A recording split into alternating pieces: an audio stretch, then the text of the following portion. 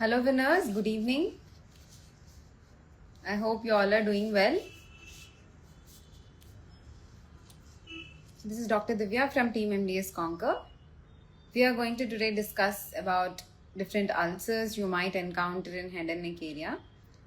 So here's the title, guess the ulcer and score a point.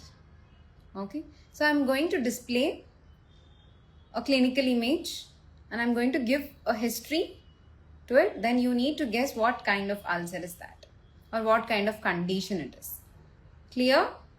So we'll just wait for people to join and then we can continue.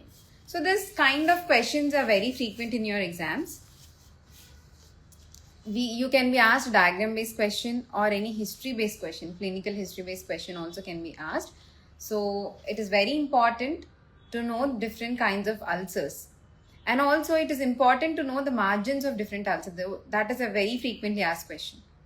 Okay. So first of all, before going into the details, shall I ask you the kind of margin and where you are going to see that particular ulcer? Okay. So where do you see undermined edges? Undermined edge of the ulcer is seen in. Just to brush up your knowledge.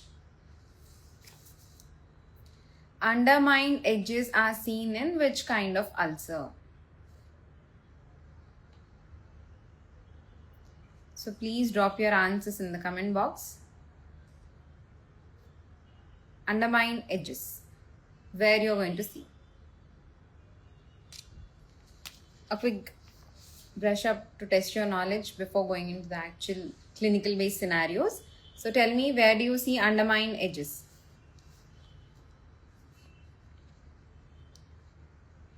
Good, come on, answer guys. Where do you see undermined edges?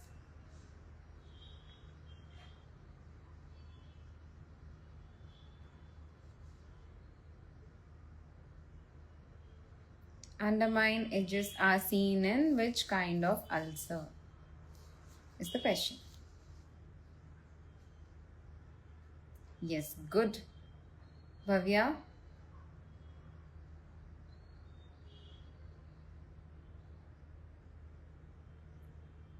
Undermined edges are seen in, as you all are right about this, tubercular ulcer. In tuberculous ulcer, you see undermined edges.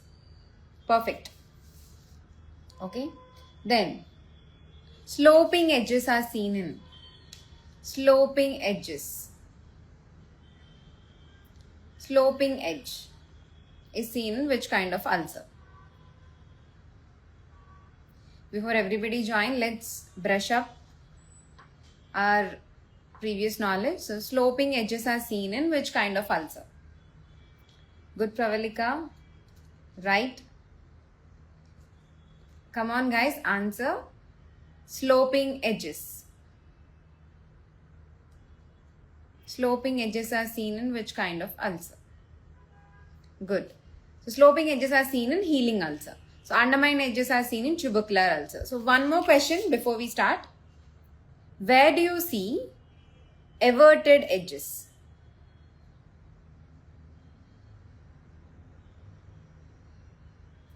Everted edges.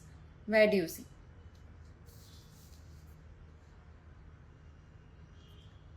Everted edges are seen in case of.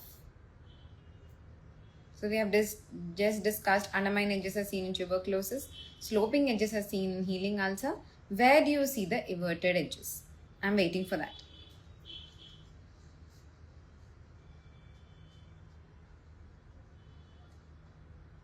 If you give the answer, then we'll directly skip into the clinical scenarios. Right? Perfect. Very good, Dharani.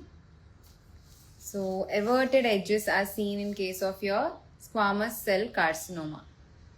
Squamous cell carcinoma. Okay, done. So, let's go into the clinical scenarios. So, here is the first case of the day. So, I'll just tell you the history. Okay. You need to tell me what kind of ulcer is this. I hope you all can see the picture. So, here is the 55-year-old patient. with a non-healing ulcer, which is progressive and is painless. Okay?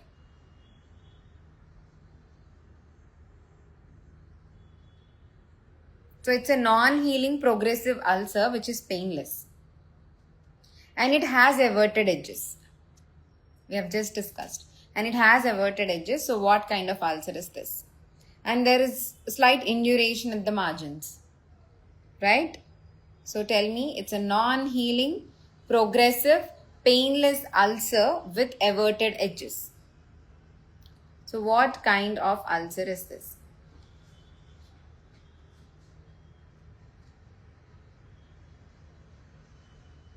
Oh, I'll repeat the condition. It's a non-healing, progressive ulcer which is painless and is a long-standing one with everted edges. So what it might be? What this ulcer might be? Very important diagnostic clue has already given to you. So what kind of ulcer it might be? No, it is not an herpetic ulcer. Most of you have correctly said it is Marjolin's ulcer, which is a squamous cell carcinoma, low-grade squamous cell carcinoma. This is Marjolin's ulcer. I hope this is clear for everyone. This is Marjolin's ulcer, okay, which is nothing but a low-grade squamous cell carcinoma. It's a non-healing kind, which is progressive, and it's usually painless. Okay, it is usually painless. So it develops either from a long-standing scars, especially your burn scars. So ulcer that develops from the burn scar is your Marjolin's ulcer. Okay, or from a long-standing venous ulcer. Or in case of your chronic osteomyelitis, or in case of your radiation, aggressive radiation therapy, you can see this kind of ulceration. That is Marjolin's ulcer, which is nothing but a low-grade squamous cell carcinoma having everted edges. I hope this is clear. Squamous cell carcinoma is done. Then let's skip on to the next one. Yes, here goes your next asset, next clinical case. So again, a 48-year-old male have reported to the clinic with a painful ulcer, painful ulceration on the lateral border of the tongue. And the clinical examination, we can see some sharp, irregular tooth margins along with the amalgam restoration, right? As you can see, a fractured restoration per se. So what is this ulcer? It's a painful ulcer. Very easy to identify. This kind of ulcers are very easy to identify.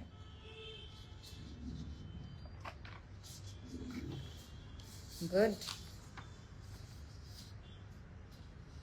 Before going into the conclusion, you need to look around, right?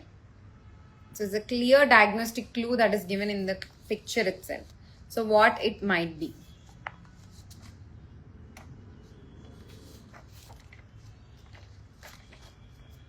What this kind of ulcer might be? As you all stated it right, this is a traumatic ulcer. As there's a clear history of trauma, you can see there is irregular tooth margins, the amalgam restoration, which is fractured. So that might be the cause for this traumatic ulcer. Clear? This is usually self-limiting once we remove the triggering factor. Once we remove the irritating factor, this kind of ulcer is usually self-limiting.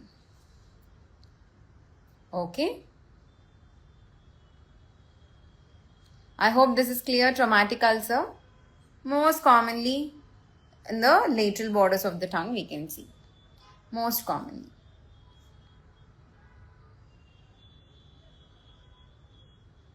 So clear history of pain you can see from the patient. It's symptomatic and it usually heals after we remove the causative factor. So this is about your traumatic ulcer. Clear? So let's get on to the next one.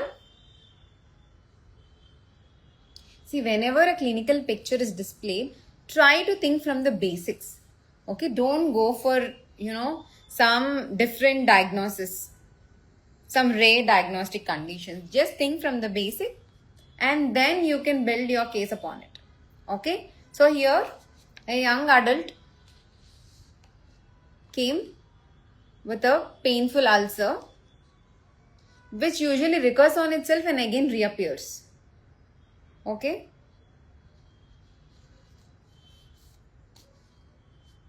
So you need to tell me what kind of ulcer is this. It's a very easy to diagnose.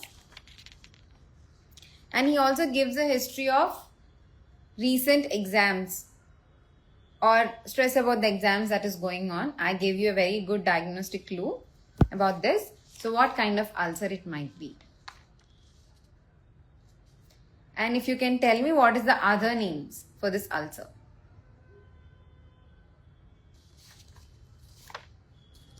You have just displayed the clinical image. You need to tell me what kind of ulcer is this. And you need to tell me the other name that can be given to this ulcer. Okay.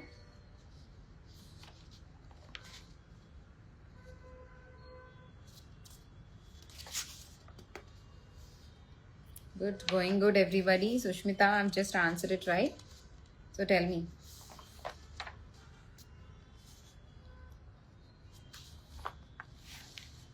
Recurrent painful ulceration, which heals spontaneously and then may reoccur. No skin lesions are seen as such. Only this ulcers. And one more clue I can give you. There is an, white center with erythematous halo, right? If you see it clearly, you have a white center and there is an erythematous halo surrounding it.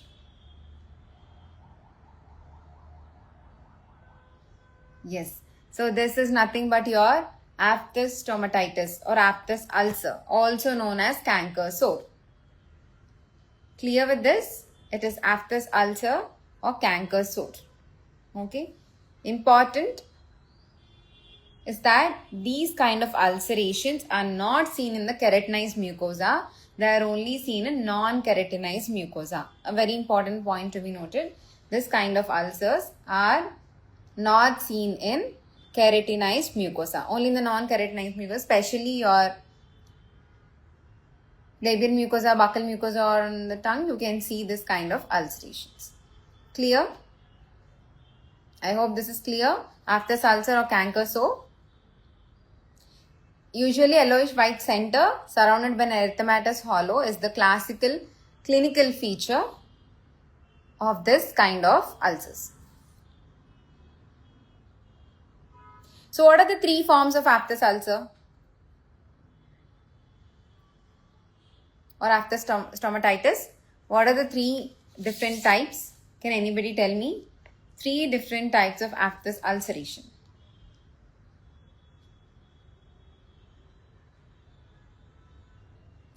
Three different types of aphthous ulcers. Very good. Yes, come on guys, buckle up. Yes. So we have three kinds: minor form, major form and herpetiform. Okay. Minor aphthous ulcers, major ones and herpetiform ulcers. Herpetiform lesions. Clear with this? Clear with aphthous stomatitis or canker sore, which you usually encounter in your clinical practice also. Okay. I hope you will not make any mistake in identifying this. Then let's move on to one more interesting one. Yes. I hope you all can see this. I'll give you a bit of history about this patient. Okay. So here we have a 60-year-old patient presents with a slow growing ulcer. A slow growing ulcer showing rolled borders. Showing rolled borders with central crusting. You can see around the lesion rolled borders with central crusting. Okay, tell me what kind of ulcer is this, or what is this condition? Very good, perfect answers. I think there is no ambiguity or confusion in this. It's a slow growing ulcer with rolled borders and central crusting. So what it can be?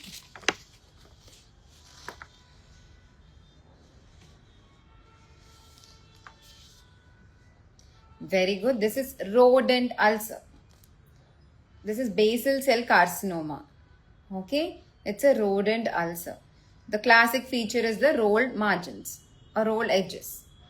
Okay, this doesn't metastasize, but it's locally destructive. Not usually seen inside the oral cavity, but periorally a very common lesion that can be seen. Okay, perioral lesions are more, and the description that can be given is the rolled edges or raised or pearly white beaded edge. Raised and pearly white beaded edge.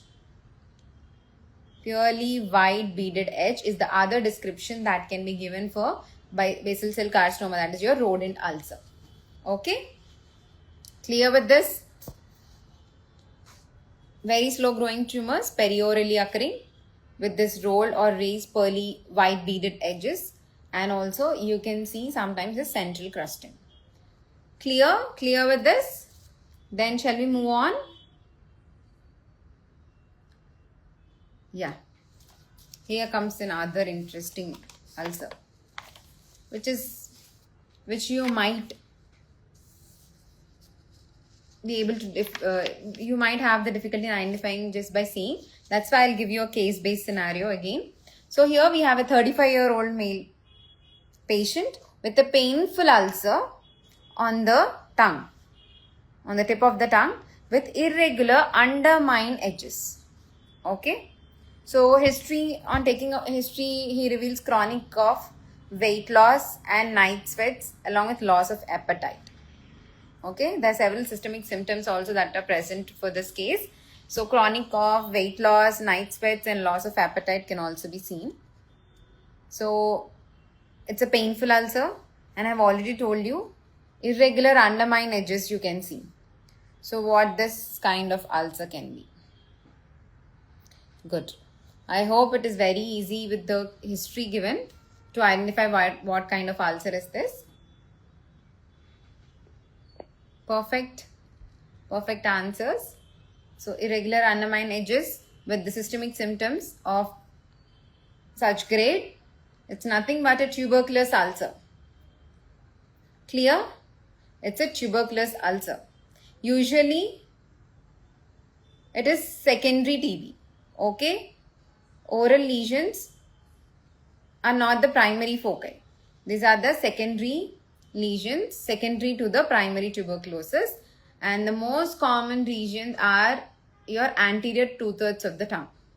So most commonly occurring site for this kind of tuberculous ulcers are your anterior 2/3 of the tongue. Okay, clear with this tuberculous ulcer? Shall we get on to the next? Yes. Here comes our next case, and the last one for the day.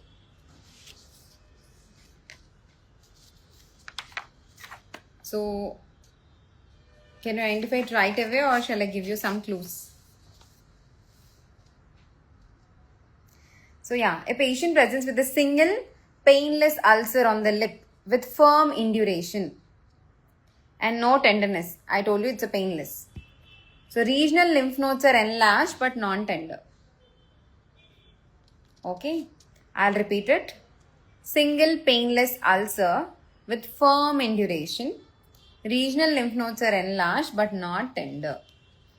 So what it can be? Firm base is the important clue you need to take, and the lymphadenopathy. Okay, tell me. What is this? No It's not herpetic ulcer.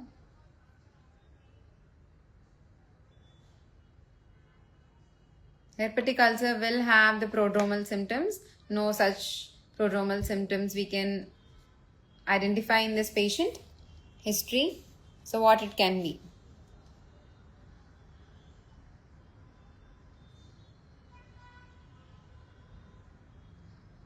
I told you firm induration can be seen. The base is firm. There is lymphadenopathy and it's painless. Right? So what is this? Ulcer. Diagnosis for this kind of lesion. Or should I give you some clue? A very, very important clue.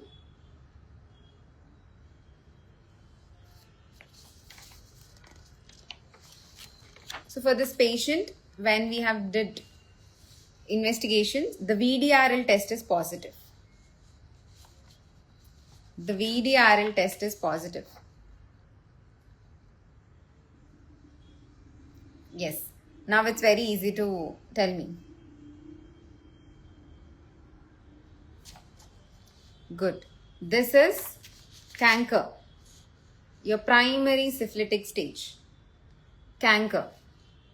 Okay. So primary syphilitic ulcer. You can see firm base. Oral canker. True. So this is primary syphilitic lesion. So what are the lesions in the secondary syphilis called? What are the lesions in the secondary syphilis called? This is primary syphilis, canker, right? So what is the secondary syphilis?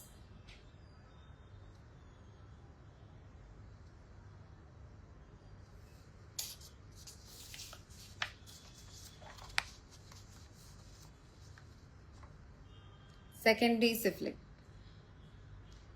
Yes, mucus patch. Perfect. So secondary syphilis is mucus patch. Third one, third stage. Third stage. Yeah, mucus patches, nail track ulcers are all about the secondary syphilis. Now tell me the tertiary syphilis. Tertiary stage. Tertiary stage, what is the common lesion is called? Good. Yes. Shreya, Aditya just answered it. They are gummatous ulcer. Right? So gummatous ulcers are tertiary syphilis. So what is the most common site for gummatous ulcer? It's my question. Very important question. Most common intraoral site for your gummatous ulcer.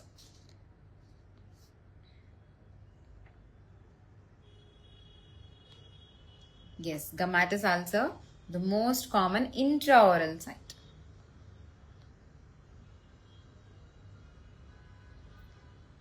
Shreya just answered.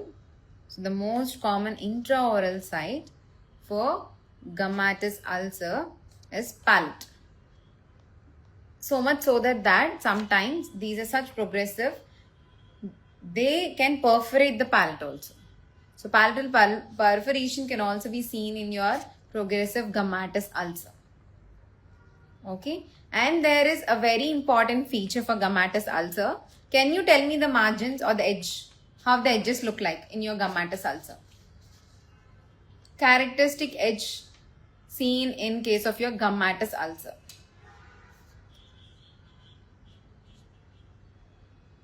Can anybody tell me?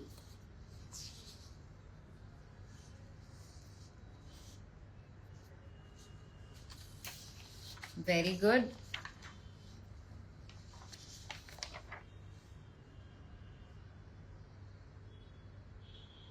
Punched out. So punched out ulcers are characteristic feature of your gummatous ulcer or tertiary syphilis. Okay. Clear with this one?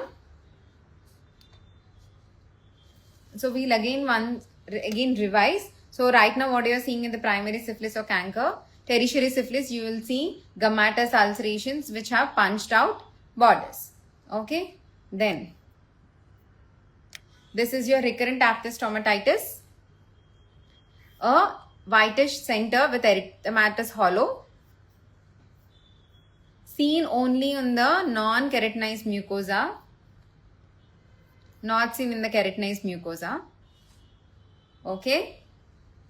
Then this is your tuberculous ulcer with undermined edges, specially seen the secondary TB in the anterior 2/3 of the tongue. Okay. Then coming to the next one. This is your rodent ulcer with rolled edges and crusting in the center, which are locally very destructive. Okay, which is a low-grade basal cell carcinoma. Clear? Then, similarly, a low-grade squamous cell carcinoma would be your Marjolin's ulcer, which might develop from a long-standing venous ulcer or burn scar or chronic osteomyelitis or after any radiation therapy. Okay? Clear with this? And what are the edges for this Marjolin's ulcer? They are everted edges. Everted edges are the classic feature of your Marjolin's ulcer. So hope this is clear, guys. So these are about different ulcerations you can see in the head and neck area. So I hope you all will remember this, and whenever a question comes, you'll answer it right. Okay. See you next time with one more interesting session. Okay. Thank you.